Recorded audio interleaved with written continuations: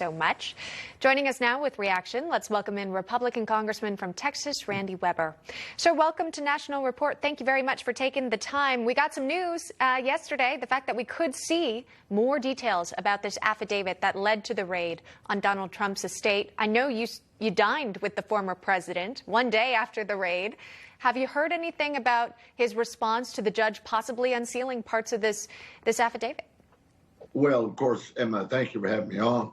He wants it as open as possible. He wants it as apparent, transparent as possible. He wants it as soon as possible.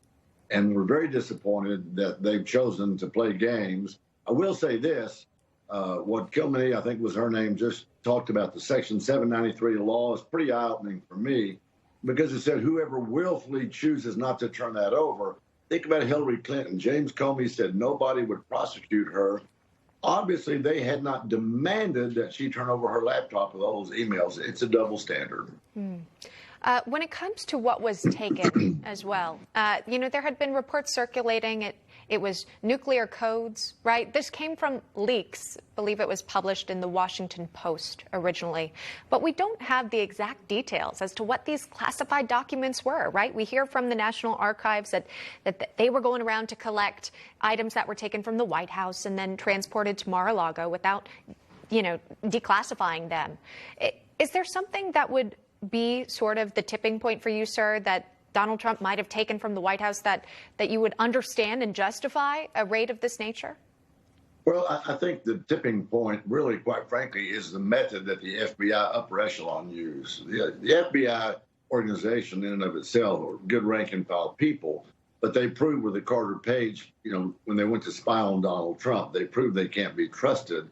I think it's almost laughable that they're saying they can't release this warrant because they need to redact. Well, the people who were the informants would be, identified. They can redact that information. We want to know what the probable cause here was.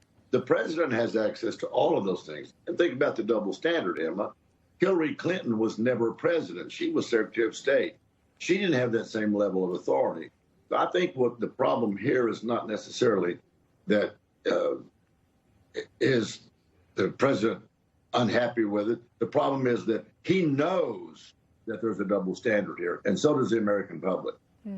I wanted to ask you if you had any idea as to why this would happen right now, the timing of it all. Of course, we are months away from the midterms, and that's not linked to what was in the search warrant, the timing of it. But if you could just, I guess, offer your opinion. Well, Emma, you actually said it. We're a few months away from the midterms. So we're give or take 4 months, about 3.5 months out from the November election. And in police work, they call that a clue.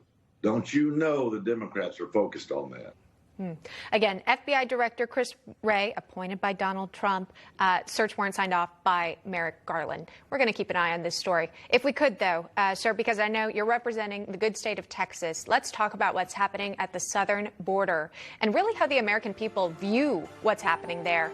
NPR finding a survey with Ipsos that a majority of Americans actually view what's happening as an invasion at our southern border. It comes as record numbers are encountered, quite frankly, a total of 2 million so far for this fiscal year. Every month we get those CBP numbers, and I believe it was for the month of July, about 200,000. So tell me, sir, is it an invasion at our southern border in your opinion? Well, it absolutely is, Emma. When I was in the Texas House of Representatives for 4 years, I was there before I came to Congress. My last term, I was the vice chairman of the Borders Committee. So I'm extremely familiar, and I've been to the border since then, probably 9, 10 times. And when you watch the hypocrisy that's going on, we're having literally 150,000 illegals come across the Texas border, say in a 3 or 4 month period. That's being generous. And now Governor Abbott, thank you, Governor Abbott, is sending them to New York, sending them to Washington, D.C. And the New York mayor and the Washington mayor is complaining because they're getting, 50, 60, 70, 100 of them? When we're having hundreds of thousands, they ought to be waking up and saying, look, Texas has been under this invasion for a long time. We're glad that we're able to share it with other, especially Democrat-controlled cities, so maybe they'll wake up. The New York City mayor takes issue with Governor Abbott sending these buses to New York. It's been reported, of course, these migrants are voluntarily boarding these buses to move across the country here. ABC News reporting that Greg Abbott will continue sending them to D.C. and New York. No end in sight. News Nation citing an Austin immigration attorney saying the buses are legal and they're actually being paid for by Texas taxpayers. A local NBC News affiliate back in June reporting the costs in April and May. They cost about $1.6 million, about $1,400 per rider. So we've reached out to Abbott's office. We have not heard back. But tell me about that. You know, the cost that this is really adding up for as these migrants make their way across the country.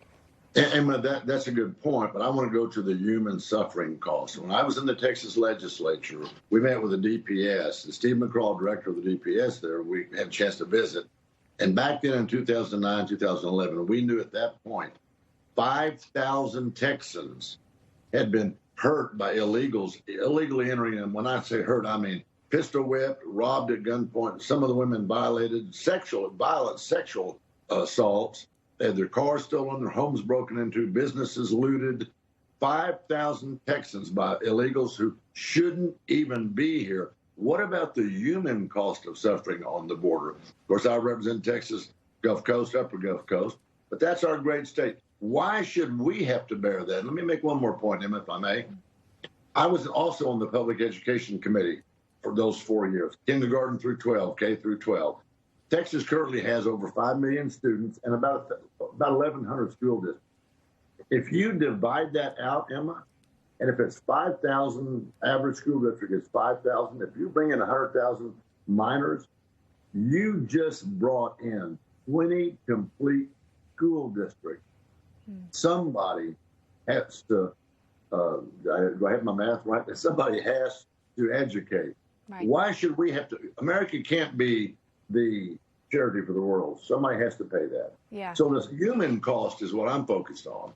Indeed. You know, we've covered drug trafficking, sex trafficking, human trafficking as well. Those are other parts of the story to this migration crisis we continue to monitor. Texas Congressman Randy Weber, thank you, sir. Appreciate you joining us this Friday morning.